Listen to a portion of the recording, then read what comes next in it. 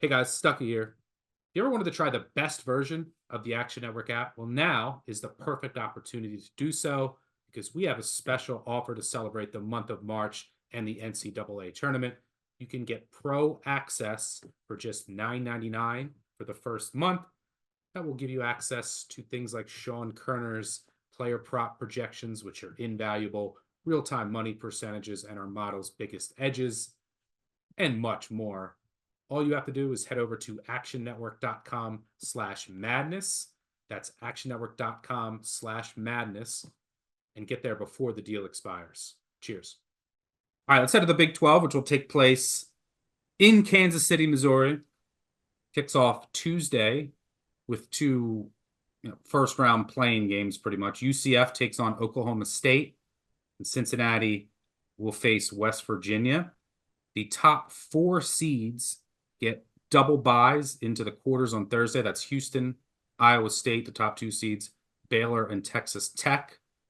And 5 through 10 seeds, 6 teams, get a single bye into the second round on Wednesday. Very odd to see Kansas as a 6 seed playing in the second round. Most losses they've had in Big 12 play, I think, since 1989, 90. Houston, clear favorite here, -135 to win this thing, which I think is at least close to fair value. I don't see any value in playing them. Iowa State +275, Baylor +750, Kansas 12-1, BYU 14-1, Texas Tech 20-1, Texas 50-1, TCU 65-1, OU 100-1, K-State 300-1. I don't think we believe any of the teams playing on Tuesday can win 5 games in 5 days through this gauntlet. Would you agree with that? No, I would agree. However, I do have there's a team in that foursome I think is worth maybe taking a flyer on if you're looking to maybe hedge, but at that point that could be a money line rollover type of situation too. But no, I was going back through the data. UCF, yeah, I like UCF quite a bit. I mean, their D is nationally elite. And it's been all the way good since DJ Walker's been back. Another team like USC had some disjointed rotations when their backcourt. It's not a backcourt I love, but it's a high variance backcourt for sure with some of the tough shots. I mean, the shot they made against Houston for stretches there were like super impressive. Like I think that's a type of DNA with that backbone of their defense. Oklahoma State, young. I don't think they're going to pose much of a threat here. I just don't. And BYU outside of the Marriott Center, they've played well outside. They played pretty well away from home, BYU, but they've been so much better at home. I like that you get those two back to back, and then Texas Tech. If you're going to draw one of the top 4 seeds, like with the injuries that Tech's had, that's where you want to be in the bracket for sure. Like BYU, if you're a BYU fan, like you're licking your chops at that draw too. So I think there's a good chance UCF can win 3 in a row and just be kind of a sit and duck for Houston. But at 500-1, I don't know. You tell me. I mean, I might just play UCF game to game until we get to the semis. But no, there's no way. It's kind of dead money throwing someone that's actually like you could play a Final Four future in this bracket, which would be kind of cool. I think UCF's got a good setup here to make a cute little Cinderella noise that promptly ends with the Houston thrashing on Friday. Yeah, I don't mind that. If I got as soon as you said one team, it would be UCF. I mean, they're 12th in adjusted defensive efficiency. I mean, they can't shoot, but you got to keep in mind that Shamari Allen was really important to that defense too. He missed 2 games in league play that they lost. They recently won at Oklahoma State. They played BYU twice. Tough. Yeah, both games lost by right 5, lost by 2. Yeah, could have won either game. 2 in Provo. Yeah. Which is not easy to do. And they shredded BYU. They put up, I don't know how that offense scored 88, but they did. 77 possessions helps, I guess. Yeah. They were very close. They played in Lubbock, one of the hardest places to play. That was a 2-point game with a minute to go. And they played without Diallo in that game. It was important on the offensive glass. And Tech had Washington too, right? So no Diallo and Washington. That's both. That'll be flipped. Actually, I don't have the update on Washington status for the tournament. Yeah, I don't either. So the key injuries to keep in mind here. Yeah, good call. Like Washington didn't have a boot on, but he didn't play. So they might just be resting him for the NCAA tournament because I think McCaslin brought him back way too soon. I think it was at UCF. And right, I think Was it? Yeah, Washington. He came in and then he re-injured his ankle. He only played 13 minutes. So McCaslin has been quoted saying like, we want to be really cautious now. And I think he kind of regrets rushing him back. So he might be Yep, really yep. cautious. And Tech is a completely different team, one away from home and without Washington. I mean, they get They don't start small anyone quick. taller than 6'7". Like it's just weird to Yeah. think that like that's a Texas Tech team with I mean, but literally it's just a bunch of wings and Pop Isaacs and Joe Toussaint doing their thing in the backcourt. So I mean that's a Yeah. game where And UCF grabs 25 offensive rebounds or something. You know, it could be a bloodbath up front. yeah, and Texas Tech is not like they're going to shoot a ton of threes, and if they don't have Washington, that's the top four seed that you want to face. So yeah, I don't mind UCF as a super long shot Powerball ticket. And Houston, you know, maybe there's a part of them that's just like, I mean, Samson, they're not going to lose on purpose. Samson loves winning, but Right, right, right. they have some depth issues. You know, there's no Tugler now. This is a team that, I mean, it's amazing what they've done despite their injuries. They lost Arsenault earlier in the season. Ramon Walker's out for the year. And Tugler, without him, their defense takes a hit and then their depth. So, like, for a team that fouls a lot, they, if any of their bigs get in foul trouble, I have a Houston future. That's what I'm really worried about in the tournament. Because Yeah. then you're going to like Lath, who's so raw, and it's a huge drop off. I mean, I just realized Francis fouled out last game against Kansas. He played 10 minutes, had 8 points, 10 minutes, 5 fouls. Didn't matter because they won by 30. But no, I think that's a real risk too. I think the depth up front, they actually or if become a higher Roberts, variance especially if types team. Roberts gets in And foul Roberts, trouble, exactly, already gone. Yeah. yeah. So maybe Houston with like some of their depth concerns. I mean, look, they lost to TCU and they beat Oklahoma at the buzzer. It's not, and both those teams will be playing for their tournament lives. It's not out of the realm of possibilities that one of those teams upsets Houston in the quarterfinals. So, yeah, if you want to throw some couch change Yeah, exactly. No on more. UCF, that would be the super long shot. But with Houston in the top half, Texas Tech injury questions, like in most scenarios, Houston's going to get through to the championship, but they could get picked off.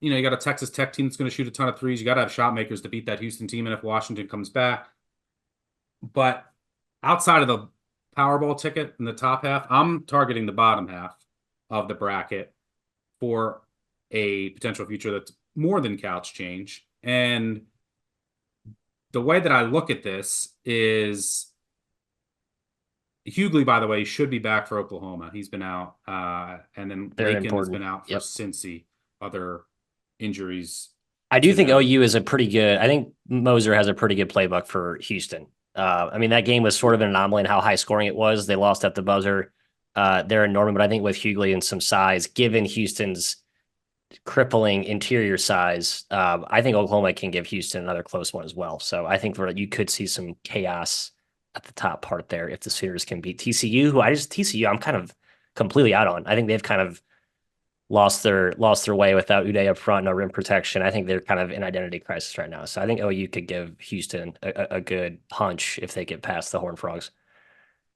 Yeah, I think Oklahoma is in. I think TCU is maybe in, but TCU loses this game. They're both on the 9 seed line per bracket matrix. Now that's pre yesterday.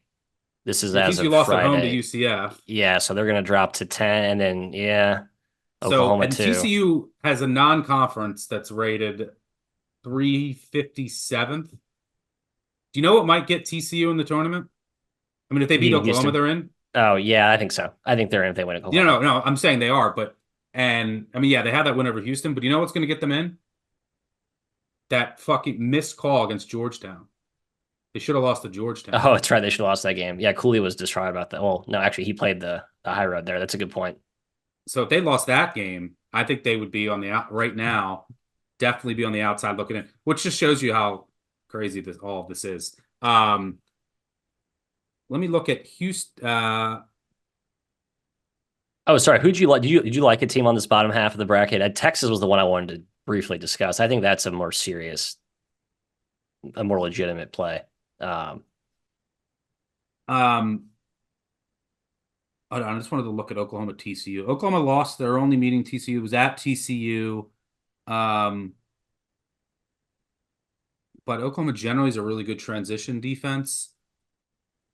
They do have some turnover issues, which could hurt Yeah, them remember because they've against. had those point guard injuries. McCollum's been banged up, and Uzan. So like they were playing without a point guard for half the game against Cincinnati. Game almost lost, and I think you could tell it's starting to catch up. Now Texas was on fire yesterday. I'm not going to. That was sort of a the horns caught heat there, but I love Moser. I just wish he had a little more juice in the backcourt, and I don't think McCollum's all the way healthy. That's my one concern. It doesn't look like he's fully himself, and they need his shot. Like his shot making is like that's kind of the kryptonite to a lot of these defenses that really show it up. Yeah, I mean, the one good thing is that if you get, I think Hughley's coming back. We'll see how much he can give them because TCU's rim defense and post Is defense is bad. horrible. Yeah, it's non-existent. I was saying TCU and Texas Tech, like you have to readjust your frame of mind about what these teams are this year. Just different. Yep. So yeah, in the bottom half, here's my problem with Texas at 50-1. With all their talent, that's definitely an intriguing long shot. In order to get to the semis, you got to beat Kansas State and Iowa State. So what does that mean? Brawls. Yeah, get hurt. Brawls. Like you're just going to be beat up. And then you get through a semi, then you got Houston waiting for you. So it's like it's a tough ass. Kansas State, an elite defense, nationally elite. They're like UCF. They can't shoot and they can't score. They go through long droughts, but they're going to battle you. And they have a guy like Perry who can go off. And I think, against my problem is I watched Kansas State against Iowa. Also, real quick, K-State, it'll be a huge. I mean, I know Kansas is basically it's a home game for them, but K-State will draw massively to it. Is it T-Mobile? I think it's called T-Mobile now. So I don't know how much stock you put in that, but I think it does matter a little bit. Yeah, and I think that, I mean, they're going to be like maybe 3.5-point dogs, the Texas. They lost their only meeting. It was at Texas, but they were in the game the entire way. Neither team could make a three. With Iowa State, so here's my thing. When I look at this pricing, Iowa State, they're elite, obviously, nationally, defensively. Lipsy is he had Perry in hell yesterday, even though Kansas State pulled out that win. Had more to do with Iowa State's offense and Kansas State's defense, to their credit. But when I'm looking at these odds, Iowa State is plus 275 and Baylor is plus 750. I don't get that dichotomy. Yeah, I was just going to say, I agree. Yep. I have these two teams power rated almost similarly. And you could argue Baylor has an easier path because I have Baylor rated higher. I think Baylor is better by a nose. Personally, I'll go a step farther than you, and I think their path is easier. Just given the KU thing, right? Kansas who has injuries, no depth already. So we've seen them on like the Saturday to Monday. Like I don't think Kansas has a shot here. They're not worth considering. You're going to see a fatter price with them, and it's Kansas. I doubt they play McCullough. Or they're not going to play him the whole tournament. Yep. Dickinson got hurt too. Yep. So like, who are you down to? You're going to be relying on Nick Timberfake from three. Maybe he bangs you in 8 threes or something. Yeah. You're going to have like a lot of Marco Jackson there. You don't have any depth. Like even if they were fully healthy with their depth issues, I wouldn't like them in this format having to win 4 games in 4 days. But I think Self is going to be like, all right, we're not going to do this. We're in. Let's make sure McCullough and Dickinson are healthy. Rest up for the dance. Yep. So like they're going to try, but when I say like Self's going to just chalk this up, it means he might rest. He just might rest them. I don't think McCullough's going to play. And he's got like especially back-to-backs. So I think Baylor has a much easier game. We just saw Kansas State beat Iowa State. That would be just another brawl. Texas can easily beat Iowa State. They have the shot makers that you need to beat Iowa State. So I think Texas can give some of Iowa State a dose of their own because Texas brings ball pressure too. I like that. Texas like kind of brings the fight back to Iowa State. But to your point about Kansas, You're right. Talking about, I mean, there's a chance McCullough plays in the first one, but not the second one. I think you definitely don't play him in back to back. So Yeah. looking at the Baylor Iowa State, those two slivers at the bottom of the bracket, you're right. Baylor probably has a more favorable draw than it looks, just because you see Kansas and that kind of gives you sticker shock. But given the situational stuff and the fact that I love, kind of goes against my Texas angle here. I love that Iowa State and Baylor both lost on the road to close out regular season. I think that's going to be a good bounce back with the extra day off till Thursday. I think you get a really good Iowa State and really good Baylor efforts, right? I don't know what the price will be or who they end up playing, but I don't think you're getting duds in either of those two spots from those two teams. Baylor with Langston Love back, I think that's huge. Yeah, Langston Love just came back. He's enormous. massive. So gives them more depth, more scoring punch off the bench. He's one of the best 6 men in all of college basketball. And they don't have much depth either, right? They're not like Kansas thin, but I think every one of their key cogs that plays is a pretty big deal. Yeah, I agree. And it's a team that they finished. Baylor finished 11-7 in conference, got the 3 seed. They lost at Kansas by 3. They lost at Texas by 2, and then they lost 3 league overtime games. Yep. TCU in triple overtime, Kansas State in overtime, and then Houston in overtime. They were right there. And this is a team very young with as much talent as anyone that's kind of like peaking at the right time. So, yeah, I think Baylor, Iowa State, it'll be around a pick in the semis. And I think Baylor has an easier path. So plus 750. Sign me up for Baylor. I like Baylor. I'm with you on. So I think so Baylor, Texas, and you don't have to worry about like a UCF. Extent, the other seeds down there are Cincy and West Virginia. Yeah, does Cincy give you any scare? I've been kind of a Cincy guy all year, but I sold most of my shares about a month ago. I just think they don't have any rhythm offensively, and they're not as dominant. Their rim dominance doesn't play up in this conference. It's just not. It's a bad league to come to the table with that type of approach. In West Virginia, I mean, I don't know. Let's not even entertain that one. I like Baylor. You kind of convinced me on Baylor. I just think they're right. The path and the relative pricing compared to Iowa State, which, given my Texas affinity, I think you could. I think we've made a pretty solid case that Baylor has the easier draw to get to. The top. I mean, just funny, like Baylor versus Houston. Like Houston is a favorite to win this, and Baylor's close to 10-1. Like I don't feel like that's another dichotomy. It doesn't make any sense to me now that you really break it down. Yeah, and on the surface, I mean, Baylor's defense is improving since they've gone to like half zone. They've gone a lot of 1-1-3, 1-3-1 that Drew has brought back, which works well in a tourney setting. It's not like they've been using it all year. So they're going to get killed on the offensive glass by Houston, but overall their defense is better. Their defense was so bad early in the season. The zone has kind of helped them a bit.